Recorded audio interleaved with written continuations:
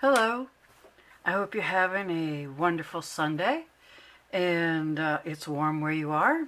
It's still cold where I am, even though it's April. But tonight I wanted to talk to you and show you how to make an easel card that's a card that stands up on its own. And I will show you the basics of it. I also have a couple of different style of easel cards that I made. They're both Mother's Day cards.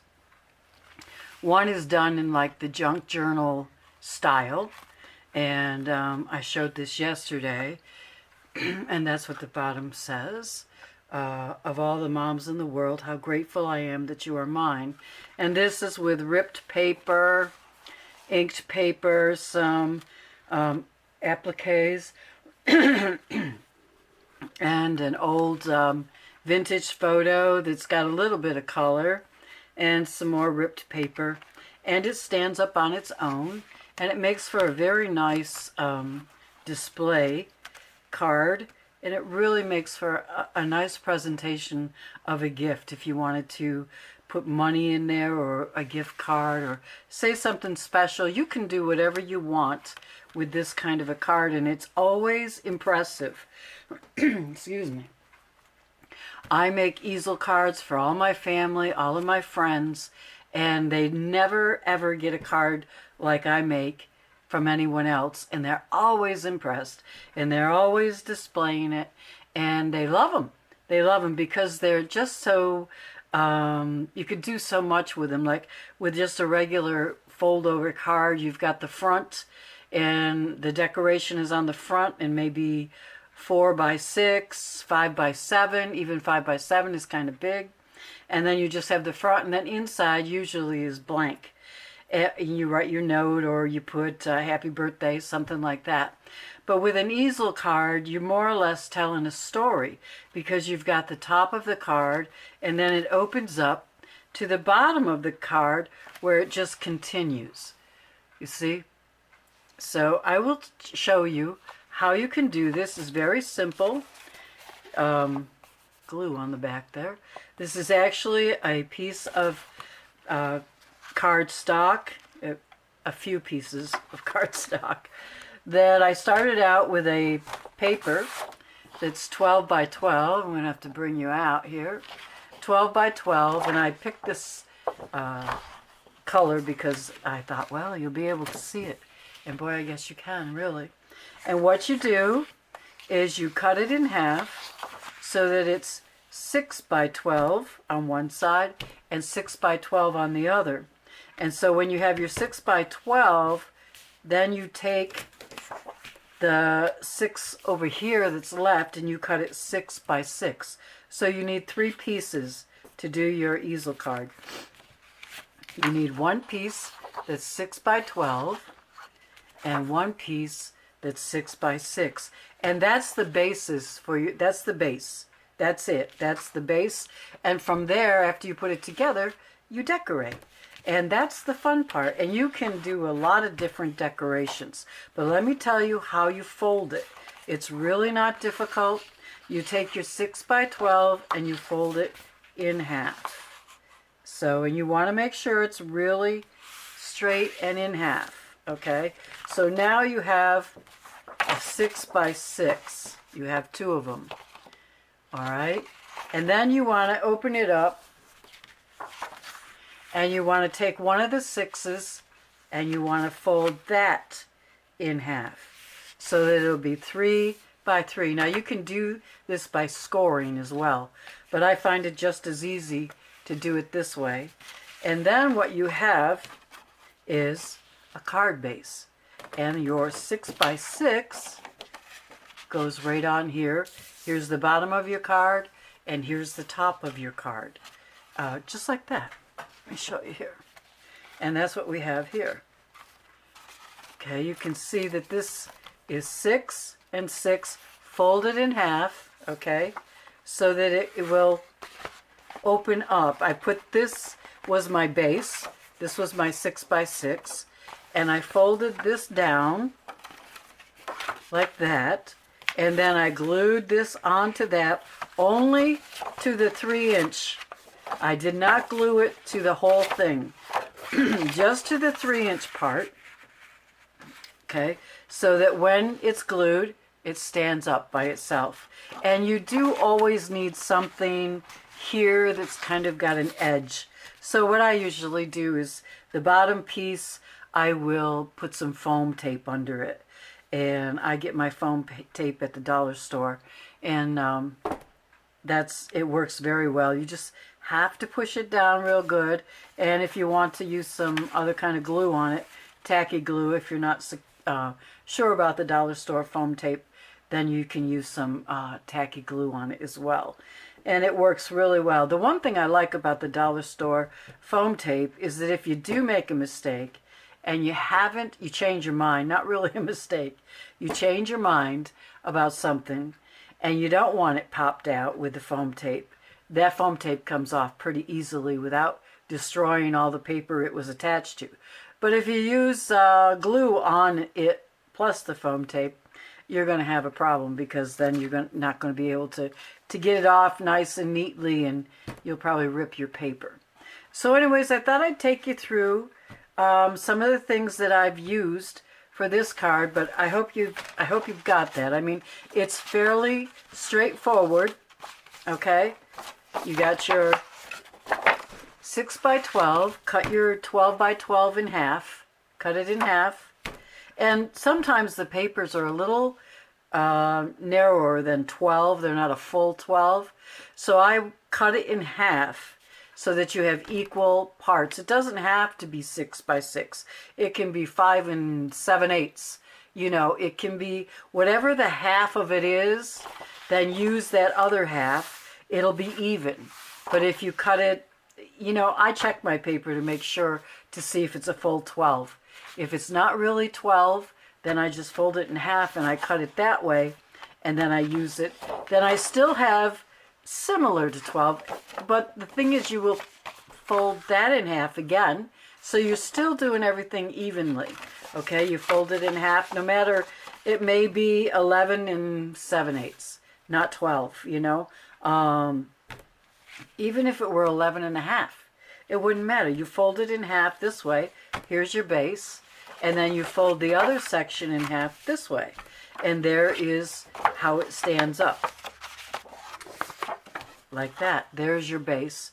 And the other half of the other half is your base here. And I do recommend that you put that on before you start decorating, because I have made the mistake several times of decorating a whole front of a card and then trying to put it on this little 3-inch flap here and get it straight. And a lot of times I have stuff hanging off the edges, and it's pretty tough to do once it's already decorated. You've got flowers, you've got trim, you got a lot of stuff going on. So I do recommend, highly recommend, put this right on there.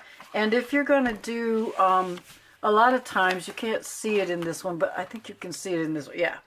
If you're going to do another piece to go on top of your base, and you want it just a little narrower, just kind of like makes a frame, and this is your main paper that you want to use, I cut off 1/4 inch on this side and that side, then I put it on.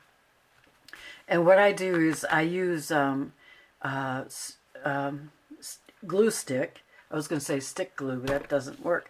Glue stick in the middle, okay? And then I use tacky glue, a good wet glue, on the edges in the corner. And that way it doesn't wrinkle, you know, and bend and stuff like that. I used to use the AG tape dispenser, but I ran out of tape, and tape is now so expensive that I've gone to the glue stick, which you can get, you know, 10 for $1 at the Dollar Tree. And since it's not going to be your main glue, it's okay. It just keeps it in place, and then you use your main glue for the edges and the corner. The corners are very important because people will be picking it up with the corner. You know, people have a tendency to hold the corner of something, and then you have what they call dog ears, and it looks terrible. So you want to make sure your corners are always secured down. Okay, and then put your base on. You can put your base on before you glue it to this. If you have two pieces of paper that you're going to work on, put them together, then put it on here. As long as there's no decoration, you'll be fine. It won't be hard to do. And that's all there is to it. And then it folds down flat. See, they fold down flat so you can make your own envelope, and you can write on the back. You've got room in here. You can write up here, put a blank piece of paper and write, or make more decoration. I mean, there's a lot you can do with these. I love these because they really are versatile. So let me go over with you a couple of things, how I made this one. And what I did, I used two greeting cards. This was a greeting card, and this was a greeting card. These are in my own stash, and I've had them for years, and I scanned them into my computer, and I made them into graphics so I can print them out. And I wanted to use this pink that was actually the background for this card. I wanted to use it, but I didn't want it to be, what can I say? I didn't want, well, see, I used the green for the base, and then I used the pink over that. That's what I'm trying to say. But on this one, on the top, I didn't do that. I made a mistake. I used the pink right away, and then I already glued it on. So what I did was I took the paper that I wanted to accent it with, and I ripped pieces, and I glued the ripped pieces around, and I did the same here. You can see under the lace ripped paper. So if you ever make a mistake and you like, oh, I wanted to put another paper on there, before you decorate, put the paper on there. And actually, I already had this lace on there, but I ripped it off. And I said, no, it's too plain, because see, you can see here how plain that is. But down here is some of this paper, which I love this color. And it goes well with this paper, which was the base for this card. So that's why I wanted to do the green and the pink together, because this actually was the base of that card. And I cut it out, this little area here, and used that. So anyways, then I just ripped some paper, and I glued it on, and then I glued my lace over it, my trim, and I was okay. Same with up here. I did the same thing.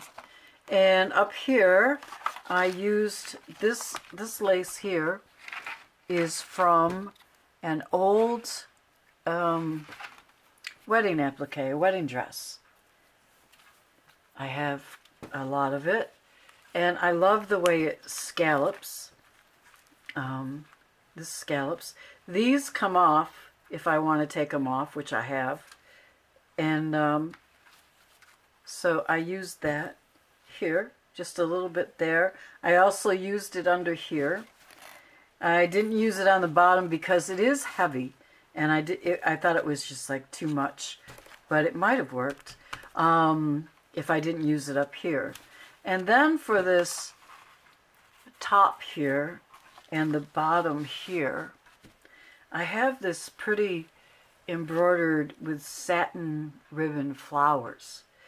And you know, it's expensive. It is very expensive. So I use it very sparingly. And what I did was I cut away the organza that it's stitched on. I did not cut the stitching. You want to be very careful with that kind of a thing. But I cut real close to the flowers, and you can't hardly see the organza there. And same here. And I glued them on, and it was fine. And then over here I had some of this. Don't know where I got it, but it was kind of dangly stuff. And I said, well, you know, for kittens, they need something to dangle.